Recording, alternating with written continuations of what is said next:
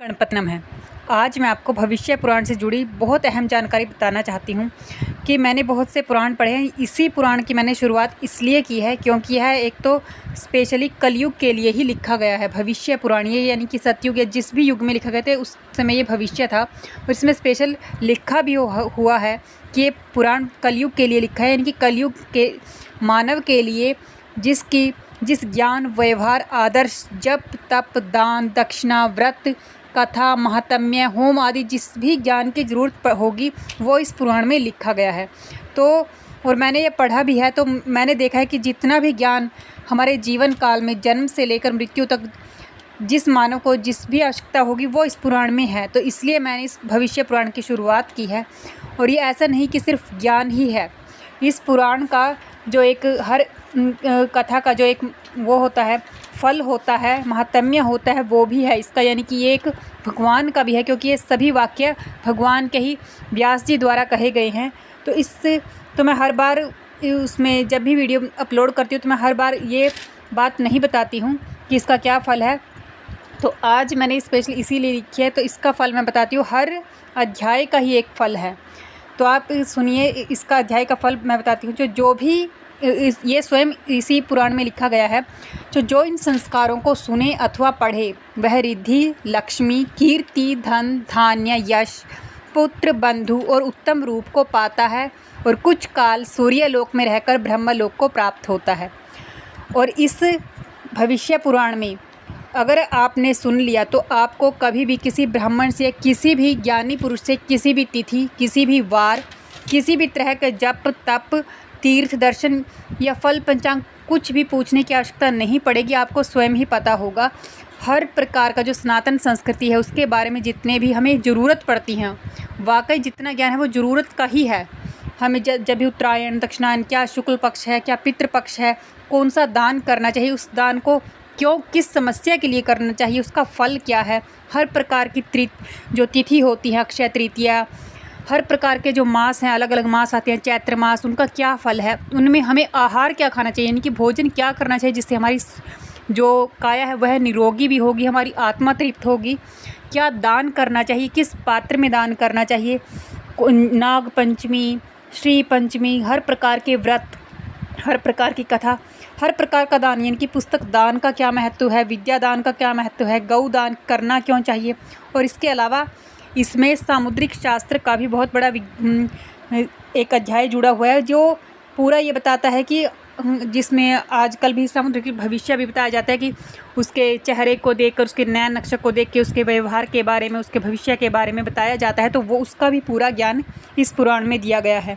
हर प्रकार का जो वल, वामन, द्वादशी, मतलब हर प्रकार की आपको सनातन संस्कृति से, जीवन से लेकर आपको कभी भी किसी भी ज्ञान की आवश्यकता होगी, किसी व्रत की, तीर्थ की, कौन सा तीर्थ कब करना चाहिए, कैसे करना चाहिए, वो सब इसमें है। कहीं आपको भटकने की आवश्यकता नहीं पड़ेगी। और कैसा कलयुग में क्या पुत्र धर्म होते हैं, यानी कि आज के व्यवहार के लिए ही लिखा हुआ है। तो अब क्या सा धर्म होना चाहिए, पिता का क्या धर्म होना चाहिए, पुत्र का क्या धर्म होना चाहिए। कई बार हम व्यवहार में ऐसे फंस जाते हैं, हमें लगता है कि पता नहीं हमारा स्टेप गलत होगा या सही होगा, हमें इसके साथ क्या कुछ गलत तो नहीं किया। तो ऐसी समस्याओं का भी ये समाधान देगा, क्योंकि इसमें सभी लिखे हुए हैं कि एक भाई का अपने भाई के प्रति क्या धर्म होना चाहिए, विकट परिस्थिति में क्या धर्म होना चाहिए, कैसा व्यवहार करना चाहिए, हर प्रकार का, पत्नी के साथ, पुत्र के साथ, पति के साथ, हर प्रकार के हर धर्म हैं। तो आपको कभी लगेगा नहीं कि मैं गलत कर रहा हूँ, सही कर रहा हूँ। हमेशा कुछ होता है, कई बार फंस जाते हैं तो लगता है कि कुछ गलत तो नहीं कर रहा। और साथ ही जितने प्रकार के संस्कार हैं, जैसे मुंडन संस्कार, जात क्रम संस्कार, नामकरण, यानी कि नाम, बच्चे का नाम कब रखना चाहिए, किस अक्षर से रखना चाहिए, कैसे रखना चाहिए, हर प्रकार का है। और साथ ही मैंने इस चैनल पर कुछ मंत्र बताए हैं। जितने भी मंत्र हैं वो मेरे खुद के आजमाए हुए हैं, खुद के या फिर मेरे भाई बहन, माता पिता के। अब तक के जीवन में मैंने जितनी समस्याओं के बारे में उल्लेख किया वो हर कुछ एक्सपीरियंस से ही बताई हुई हैं, यानी कि मेरे खुद जब मैं सफल हुई हूँ तभी मैंने अब तक अपलोड की हैं। और आगे भी जितनी करूँगी वो वैसे ही करूँगी, या फिर जो शास्त्र सम्मत हो, यानी कि जो शास्त्रों में लिखा हो, दुर्गा सप्तशती में लिखा हो, विष्णु पुराण में। क्योंकि अगर आपको भी वो मंत्र कहीं इससे मिले हैं, दुर्गा सप्तशती से, या कहीं भी शास्त्र सम्मत हो, तो उनको आप बेझिझक कीजिए। बस आपको करना क्या है, विश्वास करना है। मैंने अभी मेरा चैनल छोटा है तो कई वीडियो पे बहुत कम, जैसे यूट्यूब नहीं उठा पाता तो बहुत कम भी व्यू हैं, लेकिन वो जो उसमें के अंदर कंटेंट है वो वाकई मैंने कहा कि वो सब एक्सपीरियंस का ही है। तो आप जाकर उसका फ़ायदा उठा सकते हैं। हर प्रकार की समस्या के मैंने कुछ उपाय भी बताए, वो सब मैंने अब तक जो इतने एक्सपीरियंस किए हैं वही बताए हैं, और आगे भी जो एक्सपीरियंस के होंगे या फिर जो शास्त्र सम्मत होंगे मैं वही बताऊँगी। कुछ ऐसा वैसा मुझे बताना भी नहीं है। और आप इस चैनल को सब्सक्राइब कर लीजिए। हर प्रकार की जीवन से जुड़ी हुई शास्त्र सम्मत आपको मिलेगी। और जो भविष्य पुराण है, अब तक 3 ही अध्याय किए हैं, तो मैंने इसलिए बताया कि मैं हर बार इसका उल्लेख नहीं करती हूँ कितना इम्पोर्टेंट है ये, क्योंकि मैंने पुराण कई पढ़े हैं, लेकिन मुझे लगा कि सबसे पहले इसी की शुरुआत की जाए। ये है ज्ञान हमें होना चाहिए, और हम इन्हीं के लिए हम भटकते रहते हैं, किसी से पूछते हैं, कई बार हमें गलत जानकारी मिल जाती है। तो बिल्कुल सटीक जानकारी मिलेगी आपको। और इस चैनल पर जितनी भी समस्याओं से आप एक बार जाकर चेक कर लीजिए। व्यू काफ़ी कम हो, लेकिन अगर आपकी वो उससे जुड़ी समस्या है तो वो आप उपाय बिल्कुल विश्वास के साथ कीजिए, आपको बिल्कुल लाभ होगा।